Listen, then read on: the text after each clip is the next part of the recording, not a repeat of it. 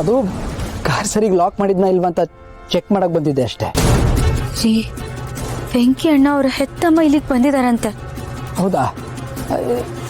ಎಲ್ಲಿದ್ದಾರಂತ ಅವ್ರೀಗ? ಗೊತ್ತಿಲ್ಲ ರೀ, ಅದೇ ಹುಡುಕ್ತಾ ಇದೀವಿ. ರೆಸಾರ್ಟಲ್ಲೇ ಇದ್ದಾರಾ ಅಥವಾ ಹೊರಗೆ ಹೋಗಿದ್ದಾರಾ ಅಂತಾನೆ ನೋಡ್ತಿದೀವಿ. ಅಲ್ಲ ಜಾನ್ವಿ ಅವರೇ, ರೆಸಾರ್ಟಲ್ಲಿರೋದು ಬರೀ ನಾವು ಇನ್ವೈಟ್ ಮಾಡಿರೋ ವ್ಯಕ್ತಿಗಳಷ್ಟೇ ಅಲ್ಲ, ಯಾರು ಕಾಣಿಸಿಲ್ಲ.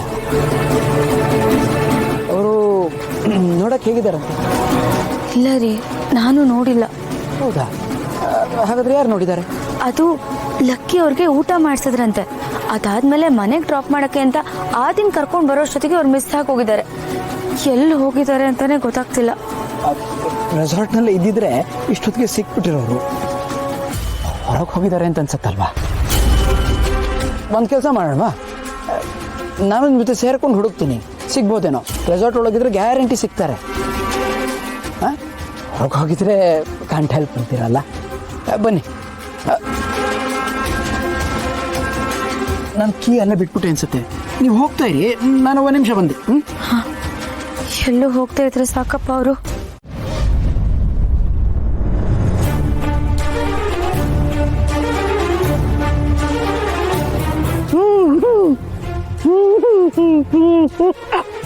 ಅಮೃತವ್ರೆ, ನಾನು ನಿಮ್ಮನ್ನ ಎಲ್ಲ ಕಡೆ ಹುಡುಕ್ತೆ, ಇಲ್ಲಿದ್ದೀರಾ?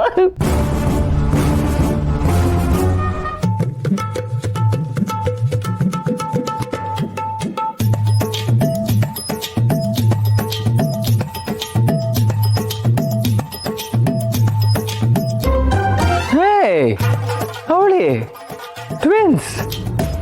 ಟ್ವಿನ್ಸಾ? ಹ್ಞೂ, ಅಮೃತ ಆ್ಯಂಡ್ ಅಮೃತ ಟ್ವಿನ್ಸ್. ದೊಡ್ಡ ಚಿಕ್ಕತ್ತೆ? ದೊಡ್ಡ ಚಿಕ್ಕತ್ತೇನ? ಹ್ಞೂ. ಈಗ ನೀವು ನಮ್ಮ ಅತ್ತೆ ಅಕ್ಕ ಅಲ್ವಾ, ಅದಕ್ಕೆ ದೊಡ್ಡತ್ತೆ. ಆದರೆ ನಮ್ಮ ಮಾವನ ತಮ್ಮ ಅಂದರೆ ನಮ್ಮ ಚಿಕ್ಕ ಮಾವನ ಹೆಂಡತಿ ಅಲ್ವಾ, ಅದಕ್ಕೆ ಚಿಕ್ಕತ್ತೆ, ದೊಡ್ಡ ಚಿಕ್ಕತ್ತೆ. ಅದೆಲ್ಲ ಬಿಡಿ. ಈಗ ನಾನು ಮದುವೆ ಆಗಿರೋ ಒರಿಜಿನಲ್ ಅಮೃತ ಯಾರು ಅದನ್ನ ಹೇಳಿ, ಟೆಲ್ ಮಿ. ಸಂಜೀವ್ ಅವರೇ, ಏನಾಗಿದೆ ನಿಮ್ಗೆ? ಯಾಕೆ ಹೀಗೆ ಆಡ್ತಾ ಇದ್ದೀರಾ? ಐ ಆಮ್ ಫೈನ್ ಅಮ್ಮು. ಓಹ್ ಸಾರಿ ಸಾರಿ ಅಮೃತ ಅವರೇ, ಐ ಆಮ್ ಫೈನ್. ಏ ಅಮ್ಮು, ಕುಡ್ದಿದ್ದಾರೇನೆ? ಅಯ್ಯೋ ಇಲ್ಲ ಅಮ್ಮ, ಇವ್ರಿಗೆ ಆ ಥರದ ಅಭ್ಯಾಸ ಏನೂ ಇಲ್ಲ. ಅಮೃತ ಅವರೇ, ನಾನು ನಿಮಗೆ ಶೇಕ್ ಹ್ಯಾಂಡ್ ಕೊಡಬೇಕು, ಕೈ ಜಾಸ್ತಿರಾ?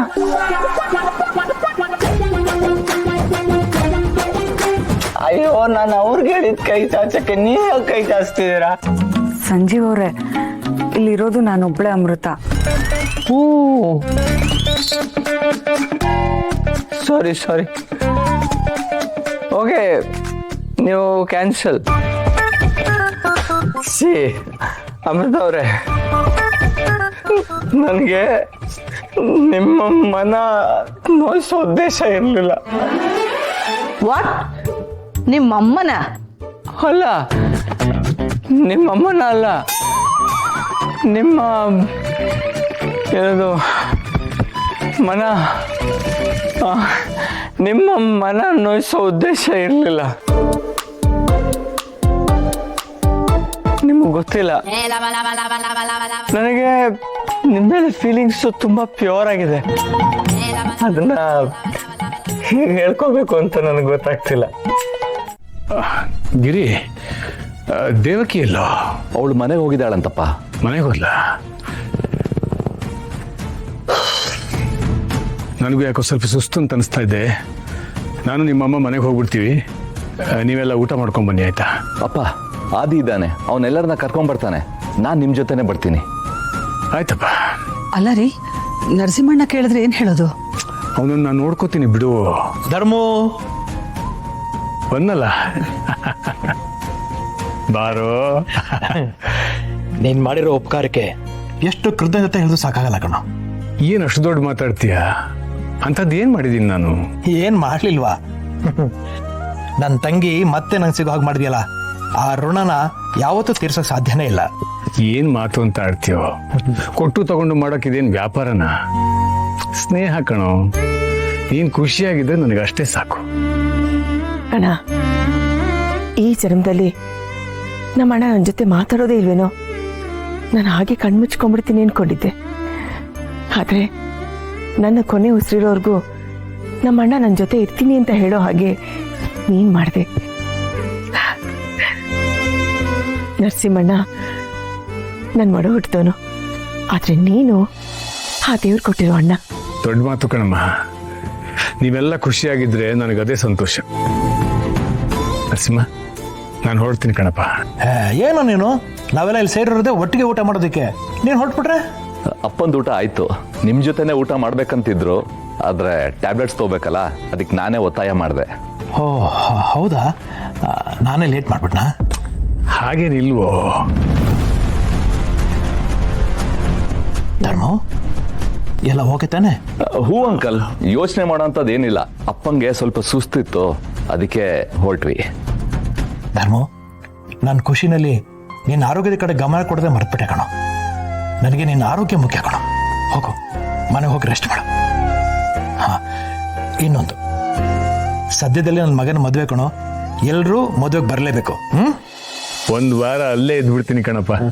ನನ್ನ ತಂಗಿ ಅವಳ ತವರು ಮನೆ ಬರೋ ಸಂಭ್ರಮಕ್ಕೆ ನೀನು ಇರಬೇಕು ಕಣೋ. ಇರ್ತೀನಿ, ಖಂಡಿತ ಇದ್ದು ಆ ಖುಷಿನ ಕಣ್ತುಂಬ ತುಂಬಿಕೊಂಡು ಮನಸ್ಸು ತುಂಬಾ ಹಾರೈಸ್ತೀನಿ. ಹೋಗ್ಬಾ, ಹುಷಾರು. ಫೋನ್ ಮಾಡು. ಮಾಡ್ತೀನಿ. ಲಕ್ಷ್ಮಿ, ಸಂತೋಷನಾ?